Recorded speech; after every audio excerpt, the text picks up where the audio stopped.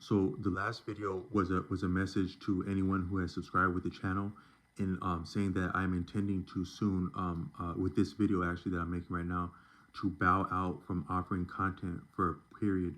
Now that I've reached about 400 videos, that's a mile marker, but it's also a point where I think that I would stand to improve at this point, even with the traction that I've got. That a lot of it has been affirmative.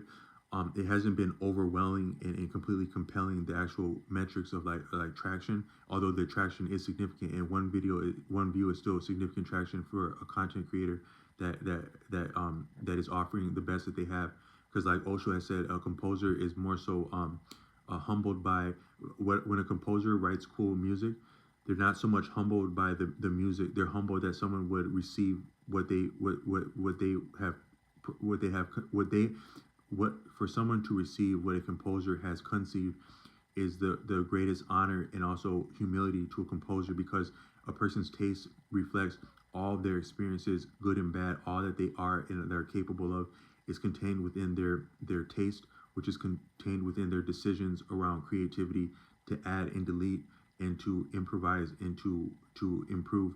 All that, it can be appreciated as taste, and that is deeply intimate, uh par that in a to a composer, and is reflected in their music, and is felt and is understood by a composer like that. So were that to land with someone and be enjoyed by another person, that's the most enjoyable and humbling sensation that a human being can experience, one of them. But it's actually difficult to come by, even as you bring the best that you think you are capable of, or that some might think that you have that is good, that is worthwhile. It's difficult to actually have reception. Um, but um, but all I meant to say is that I stand to improve, as all of us do, but that takes a little bit of reflection and further work and scholarship, and it's difficult to sustain that while also uploading content. So I wanted to fall back a little bit, but just be open about that in case anyone has landed on the video and enjoys the channel and enjoys some of the content. Is that I actually want to fall back to do further work, both musically and in terms of like ideas, like to like free thought, to offer value. And so the last video, I said like one thing that I want to look into, but it takes a little bit of resources, and I have some resources that could help me fathom ideas around that. But I want to enjoy that and do it well. But then also I wanted to say that so that's why I may fall back. But then I wanted to leave with something that I was expressing today, which may be one of my strongest insights that I'm capable of enunciating right now, which is that in some of the works of Arthur Avalon, he says that we're a person. So sometimes I put another video that a lot of growth and development, as much as it's what we're capable of, it's what we're thought to be capable of or recognized to be capable of, informs what we're actually capable of. Such as getting hot in a game as a sports player. Like sometimes I'd get hot, like taking shots or giving assists in a basketball game. And some of those games were actually, they were attended by my mother. So that my mother's, because a person is always connected to their mother in deep ways. They've done, according to Osho, they've done studies about the connection between twins. So like actually, they're actually scientists, unscrupulous enough and maybe open-minded enough to do heinous experiments between twins who are separated by great distance and even water. So they'd have twins above water and twins beneath water, and also offspring of beneath water and parents above water of different species. And they would do atrocities to the twin or the offspring, and then they would observe the reaction in exact real time and see if there was a perceptual connection between what was being experienced.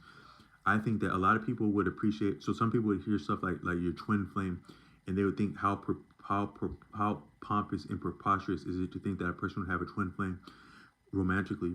But I actually think that a twin flame is like a deeper, like a higher, like a more intimate even than a soulmate would be a twin flame, because they're actually they're an exact correspondence.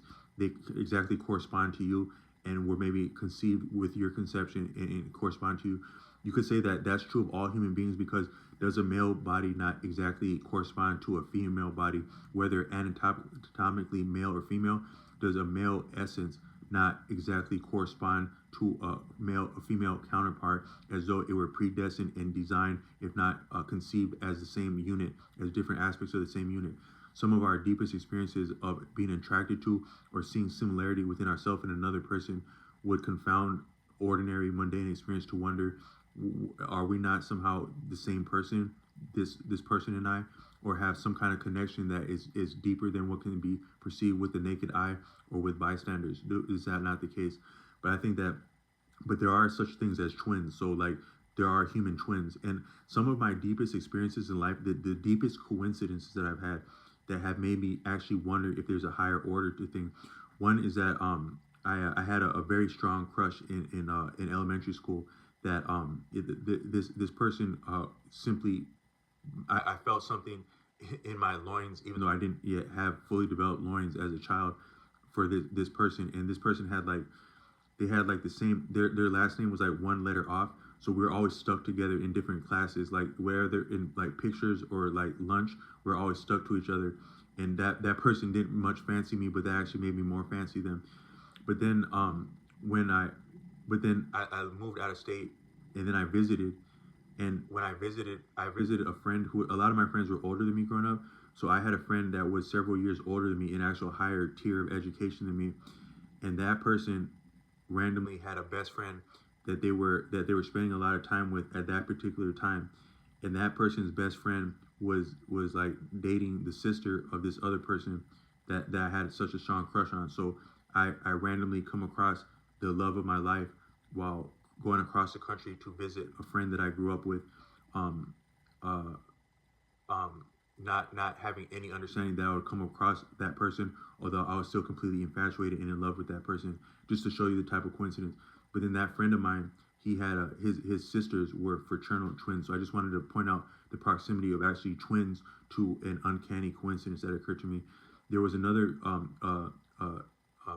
series, another somewhat coincidence that happened for me where I had the opportunity to develop as a person because of a person that came into my life. And that person that came into my life, they shared they shared they shared there was a significant day, a day that's significant to their life, that is significant to another person in my life. That there was uncanny, the actual day of what they shared in common. But then that person also had a twin. So I just want to point out that somehow twins are around some of the things that are the most uncanny, and the times when things actually line up, that you see that there's a higher design, maybe a different design that is exact within experience. It somehow can be attended by or in proximity to twins, has been my experience. But then also, sometimes I want, so we think that we're our parents' offspring, that so I want to say, but there are such things as twins, but only some people have twins. But maybe all of us actually are conceived in a twin.